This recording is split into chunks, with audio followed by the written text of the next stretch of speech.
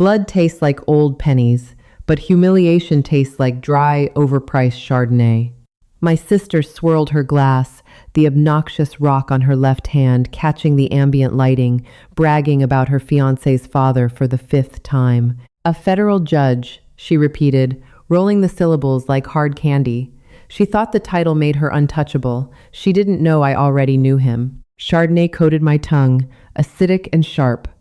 I set the crystal glass down on the heavy linen tablecloth, careful not to let it clink. The restaurant, a dimly lit, suffocatingly exclusive steakhouse downtown, smelled overwhelmingly of seared meat, truffle oil, and the sharp, metallic tang of anxiety sweating through expensive silk. I ran my thumb over the edge of my fork. It was heavy, real silver, the kind of weight that told you exactly how out of place you were. He was appointed by the president, you know, Chloe said, leaning across the table. Her acrylic nails, painted a pale, lifeless pink, tapped a staccato rhythm against the stem of her wine glass. It's a lifetime appointment. Brendan says his father practically runs the district. That's nice, Chloe, I said. My voice sounded flat, even to me. I scratched at the inside of my wrist, where the wool of my second-hand dress was already raising a rash. Our mother, beamed from across the table, her face pulled tight with Botox and desperate pride. She smelled of Chanel No. 5 and cheap gin, a scent combination that instantly transported me back to a childhood spent dodging her erratic moods. It's just wonderful, darling. A federal judge. Imagine the wedding guest list. The connections. Brendan is hoping his dad will officiate, Chloe continued, her eyes darting toward the restaurant entrance. She was practically vibrating. It has to be perfect. Everything has to be perfect. She shot me a look, quick and sharp as a paper cut. Try not to talk about your work tonight, Leora. It's not really dinner conversation. I'm an EMT. I spend 12 hours a day scraping people off the pavement, smelling of iodine, stale sweat, and copper. It's loud, messy, and undeniable. Chloe runs a boutique PR firm where emergencies consist of a client wearing the wrong designer to a gala. To her, my life was a dirty secret, something to be politely ignored between the salad and the main course. I'll stick to the weather, I muttered, taking another sip of the terrible wine. I didn't want to be here. Every muscle in my back was tight, pulling my shoulders up toward my ears. I hated these dinners. I hated the performative wealth, the careful curation of topics, the way my mother looked at Chloe like a masterpiece and looked at me like a spilled drink. But Chloe had insisted. It's the first time our families are meeting, Leora. If you don't come, it'll look like we're hiding you, which was exactly what they wanted to do. But keeping me away would raise more questions than dragging me along and demanding my silence. The waiter appeared, entirely silent, replacing our water glasses with fresh ones. The condensation dripped onto the white linen, leaving a dark, spreading stain. I watched it sink into the fabric. I was 32 years old, completely independent, and yet, sitting in this booth, I felt exactly like the 16-year-old delinquent my mother had given up on. I had been the problem child, the angry, volatile teenager who acted out because the house was a war zone of my mother's making. I skipped school, ran with older kids, and eventually got caught holding a bag of stolen oxycodone for a boyfriend who bailed the second the sirens wailed. My mother hadn't even shown up to my arraignment. "They're here," Chloe gasped, her spine snapping straight. She smoothed down the front of her designer dress, her breathing suddenly shallow. I didn't turn around. I kept my eyes on the spreading water stain on the tablecloth, listening to the heavy, confident footsteps approaching our booth. The air in the room shifted. You can always tell when someone with real, structural power walks into a space. The ambient chatter of the restaurant didn't stop, but it lowered, subtly deferring to the new gravity in the room. "Brendan, darling," my mother cooed, standing up so fast her chair scraped harshly against the hardwood floor. I finally looked up. Brendan was exactly as I remembered from the brief, agonizing engagement party months ago. Tall, aggressively manicured, wearing a suit that probably cost more than my ambulance. He had the smooth, untroubled face of a man who had never been told no in his entire life. "Helen," Chloe, Brendan said, pressing thin kisses to their cheeks. He smelled like bergamot and old money. Then he turned slightly. I'd like you to meet my parents, Eleanor and my father Albert. His mother stepped forward first. She was a small bird of a woman, wrapped in a heavy cashmere shawl, her eyes darting over us with polite, terrifying efficiency. I could feel her calculating the cost of my mother's jewelry and finding it wanting. Then the father stepped into the dim light. I was currently chewing a piece of ice from my water glass. My teeth clamped down on it, hard, sending a sharp, cold spike of pain up into my jaw. Judge Albert Harrison. He was older now. The hair that had been salt and pepper was entirely white, thinning at the crown. The lines around his mouth were dug deeper into the skin, framing a face that was more stone than flesh. But the eyes were exactly the same. Pale, piercing blue, the kind of eyes that didn't just look at you but stripped you down to your marrow. 16 years ago, he wasn't a federal judge. He was a state superior court judge handling juvenile felony crossovers. He was the man sitting high up on a wooden bench, looking down at a terrified, bruised 16-year-old girl in an oversized orange jumpsuit. He was the man who held my entire life in his manicured hands. The ice in my mouth melted into cold water, but I couldn't swallow. My throat had seized up.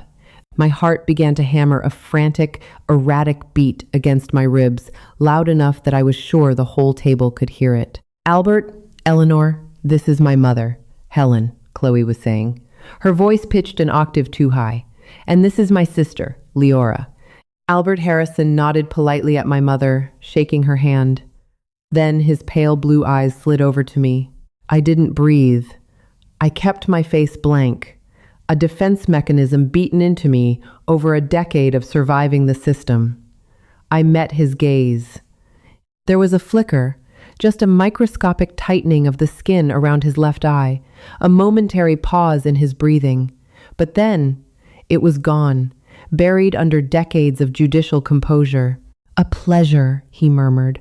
His voice was a low, gravelly baritone that sent a violent shudder down my spine. It was the voice that had told me I was a failure.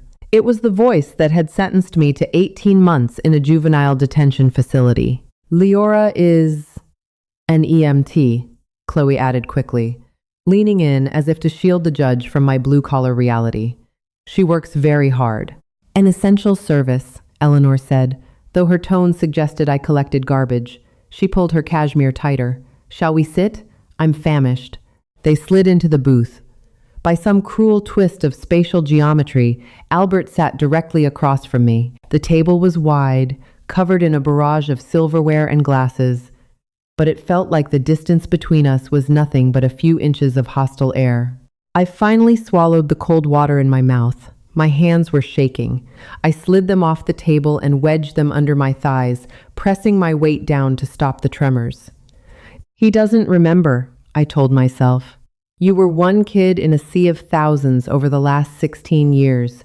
You had dyed black hair, a busted lip, and you were 30 pounds lighter. You are a ghost. You don't exist. But as the waiter approached to take our drink orders, I caught Albert staring at me over the rim of his menu. His eyes were narrowed, just a fraction. He was a man who made a living on details, on inconsistencies, on remembering the faces of liars. And I could feel him digging through the archives of his mind.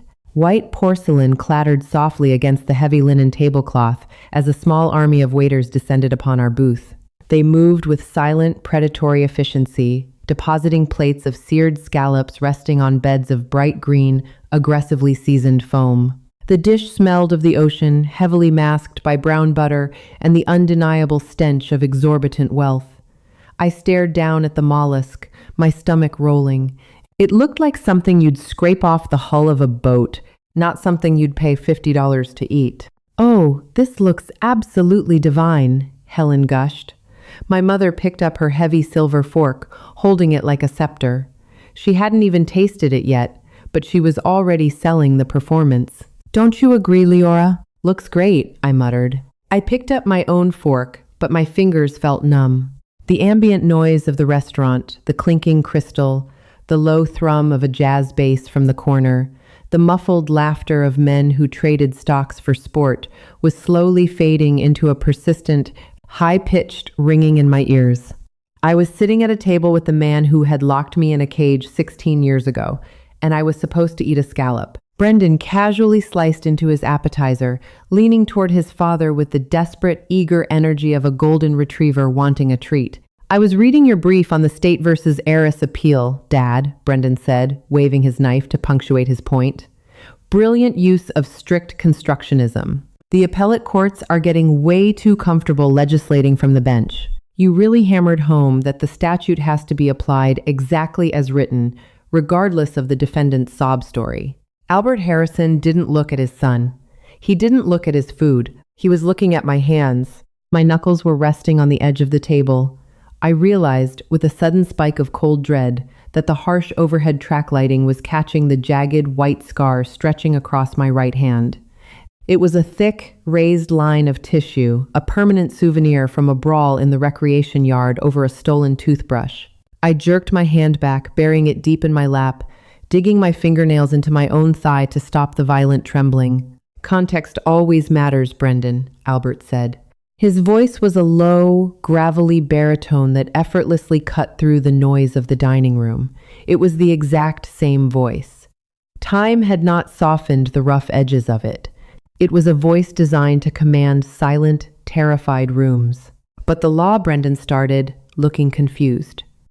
"The law is a blunt, heavy instrument," Albert interrupted. He finally picked up his fork, turning it slowly in his manicured fingers. "It requires a human hand to guide it, or it completely shatters the things it is meant to fix. You read the brief, Brendan, but you didn't sit in the courtroom and look at the defendant. You didn't smell the stale sweat or see the way his hands shook. You just read the ink on the page." "Albert has such a difficult job," Eleanor sighed, delicately dabbing her perfectly painted lips with a napkin. She adjusted her heavy cashmere shawl. "He carries the weight of the world.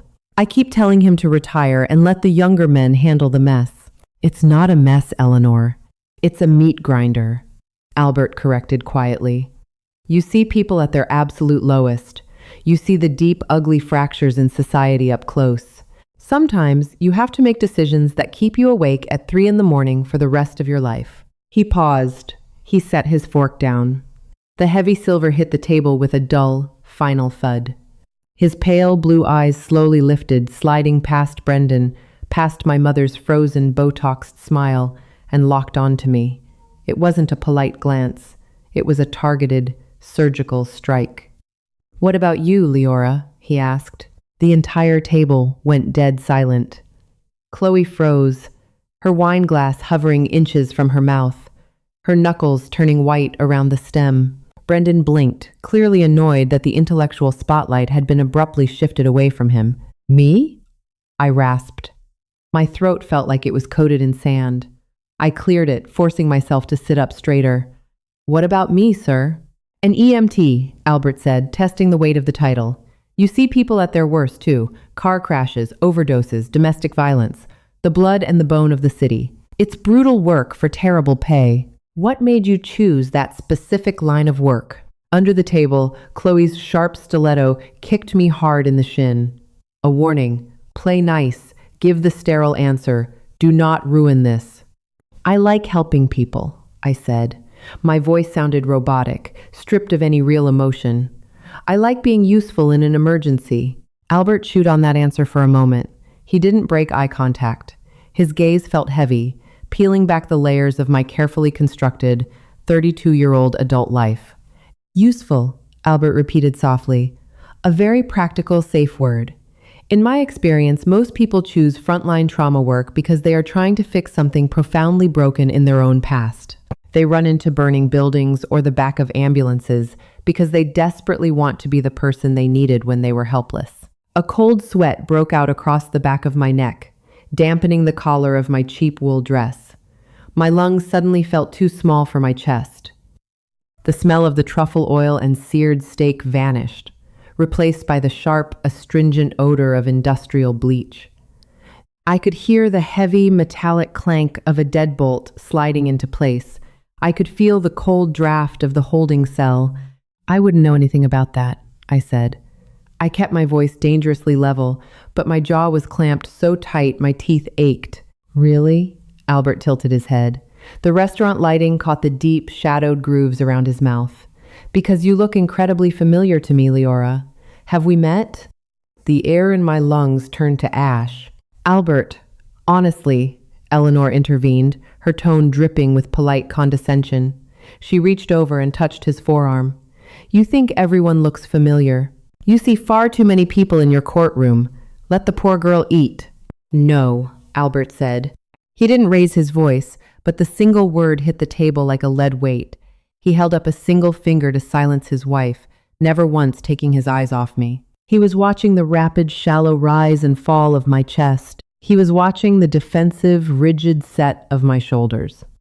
He was a man who made his living dissecting liars, cataloging human tics, and uncovering buried truths. I have an exceptional memory for faces, Albert continued softly, especially the ones who fight back, the ones who stand at the defense table and refuse to look away. I don't think we've met, Your Honor, I forced the words out through numb lips. I definitely don't run in your current circles. Perhaps not my current circles, he mused, leaning forward. He rested his heavy forearms on the table, the sleeves of his tailored suit pulled back, revealing a thick, expensive watch, ticking away the seconds of my execution. But I didn't always sit on the federal bench. I spent a long, brutal decade in the trenches of the county system. Family court, juvenile crossover felonies. Chloe let out a high, panicked laugh that sounded like a seagull choking. Oh, well, Leora certainly hasn't been in juvenile court, Chloe said quickly, her eyes darting between us. She looked at me, a silent, frantic plea screaming behind her pale pink acrylics. Lee for me. She went to a private boarding school upstate. I couldn't speak. I couldn't breathe. My fight-or-flight response was screaming at me to push the table over and run out into the street, but my muscles were completely paralyzed. Albert's pale eyes dropped. They moved from my face, down my neck, stopping dead on the small, jagged line of scar tissue resting just above my collarbone. I had gotten it when I was 15, thrown violently against the sharp corner of a glass coffee table by my mother's second husband. It was the inciting incident. The moment I ran away, sleeping in trap houses, eventually holding a bag of stolen oxycodone for a boy who left me to take the fall. I saw the exact, terrifying moment the puzzle pieces snapped together in the judge's mind. The slight narrowing of his eyes stopped. His pupils dilated just a microscopic fraction.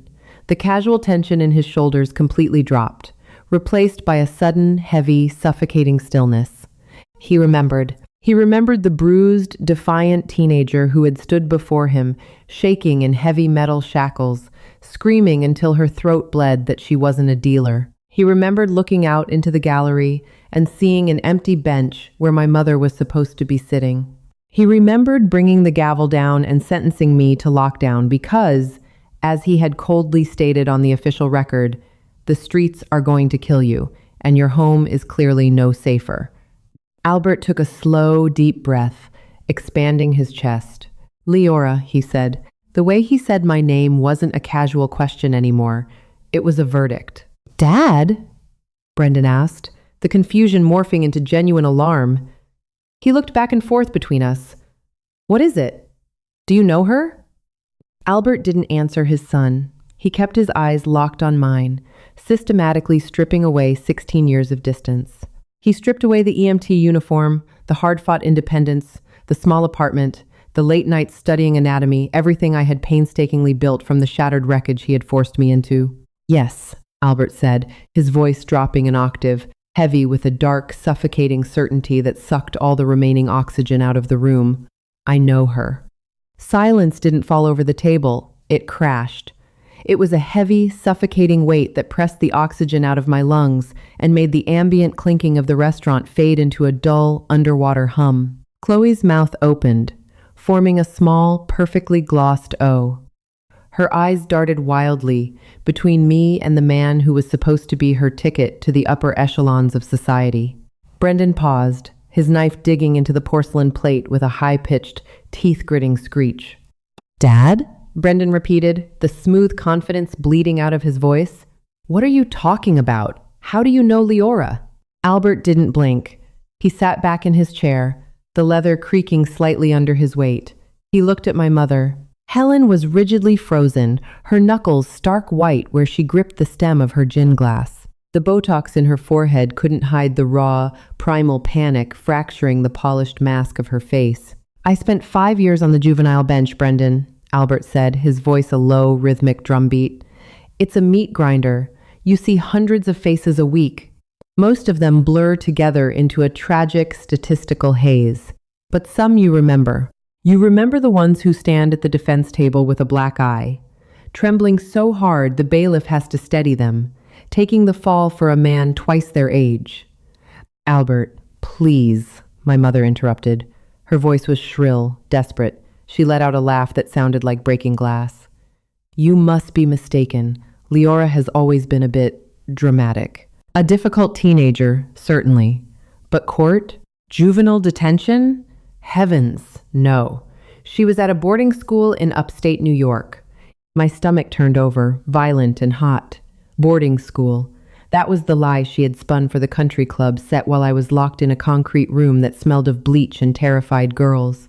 She wasn't at boarding school, Mrs. Sullivan, Albert said. The polite deference he had shown her 10 minutes ago was entirely gone. He looked at her with the same icy, surgical contempt he used on the bench. Because I'm the one who signed the remand order. I remember it clearly. I remember it because I asked the bailiff to call the mother's name 3 times in the hallway. 3 times. And the hallway was empty. Helen flinched as if he had struck her across the face. She shrank back into the booth, the Chanel No. 5, suddenly smelling distinctly like decaying flowers. Chloe turned to me, her face pale, the veins in her neck straining. Leora, tell him he's wrong. Tell him he's confused. I looked at my sister. Her entire world, her carefully curated, Instagram-filtered life was hanging by a thread, and she was begging me to weave the lie that would save it. I could feel the rough, raised edges of the scar on my knuckles. I could feel the phantom weight of the handcuffs they used to transport us from the holding cells. I had spent 16 years trying to wash the dirt of that place off my skin.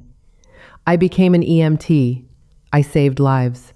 I paid my taxes, kept my head down, and let my family treat me like a stray dog they occasionally allowed on the porch, all to avoid this exact moment of exposure. But looking at Albert Harrison, looking at the man who had ripped my life apart to save it, the shame suddenly burned away, leaving nothing but a cold, hard clarity. He's not wrong, Chloe, I said.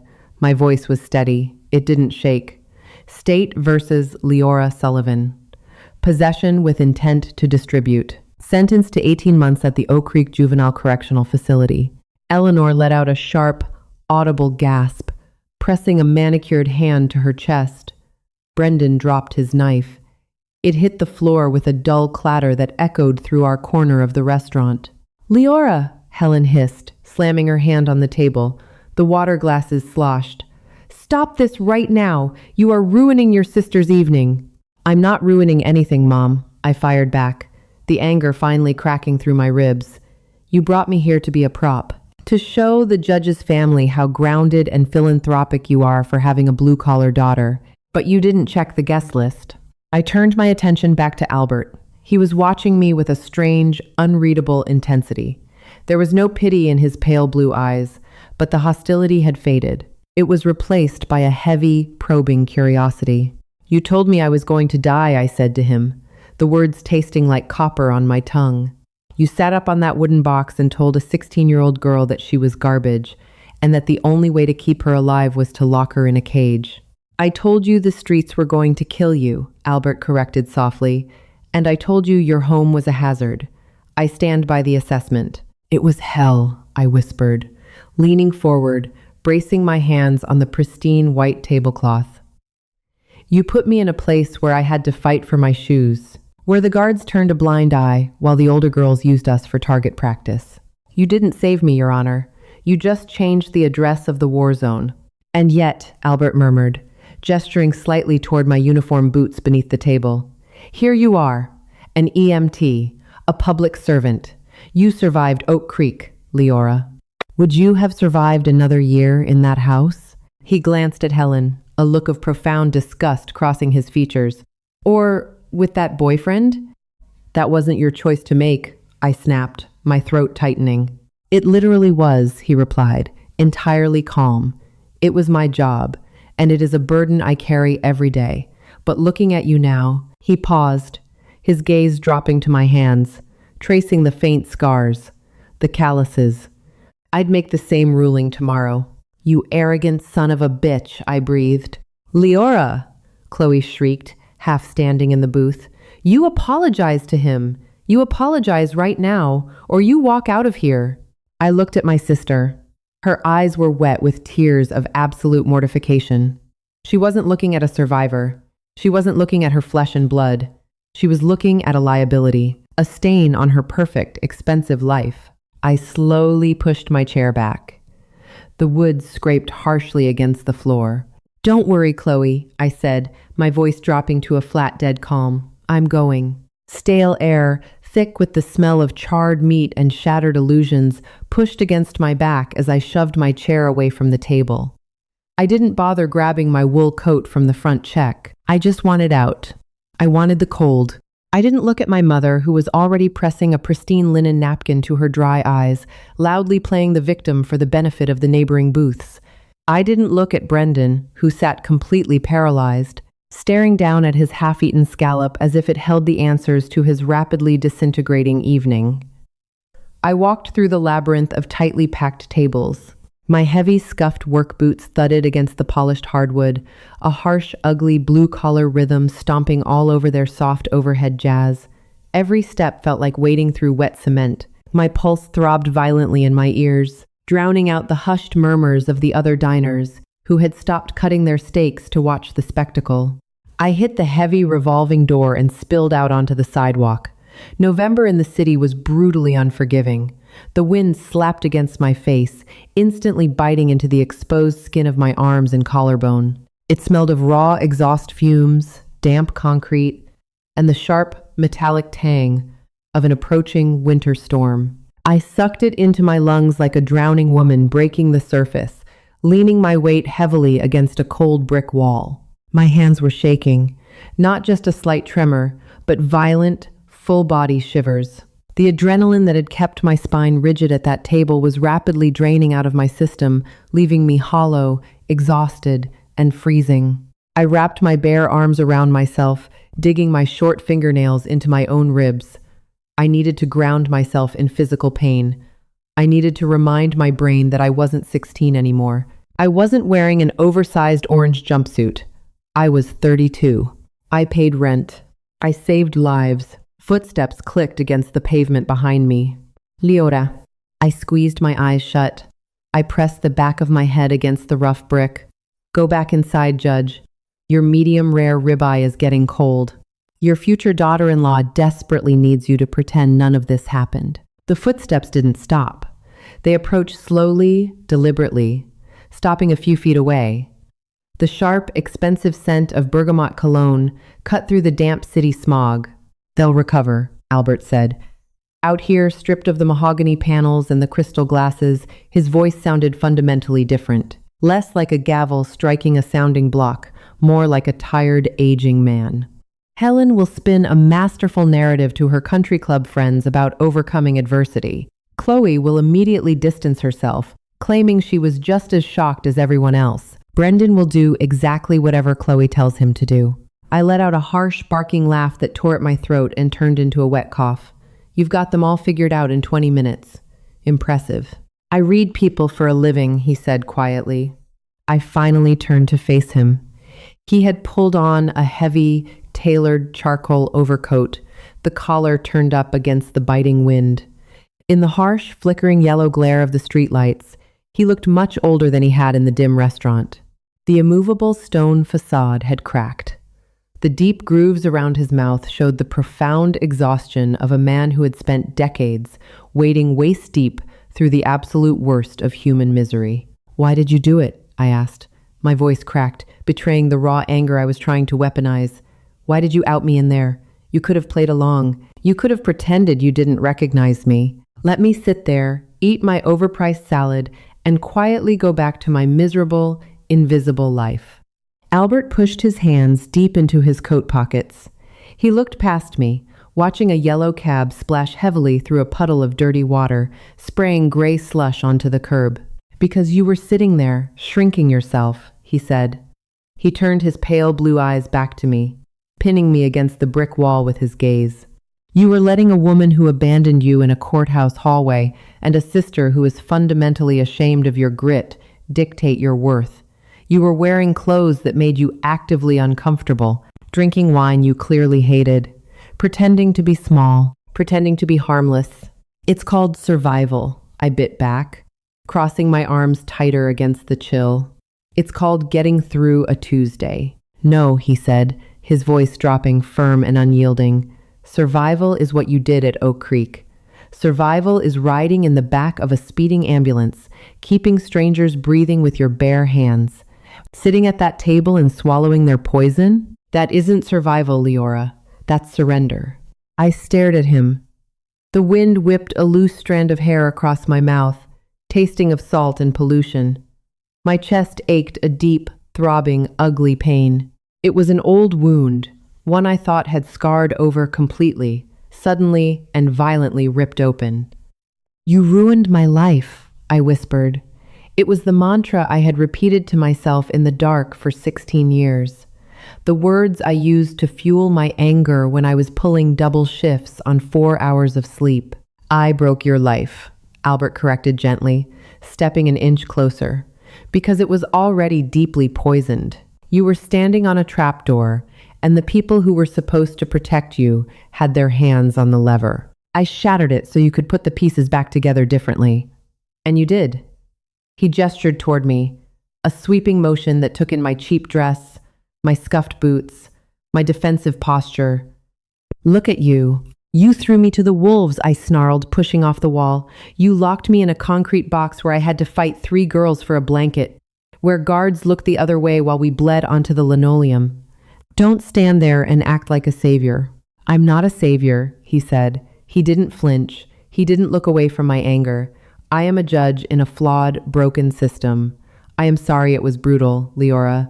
I am genuinely sorry that the only tool I had to extract you from a lethal environment was a blunt, cruel instrument. But I am not sorry you are alive to stand on this sidewalk and yell at me about it." He held my gaze for a long, heavy minute. The city traffic roared in the distance. The wind howled through the concrete canyon of the street. I searched his weathered face for pity, for condescension, for the arrogant superiority I remembered from the bench. I found none of it. Instead, he gave me a slow, deliberate nod, a gesture of profound, undeniable, hard-earned respect. He turned around. He walked back toward the restaurant, his shoulders slightly hunched against the cold.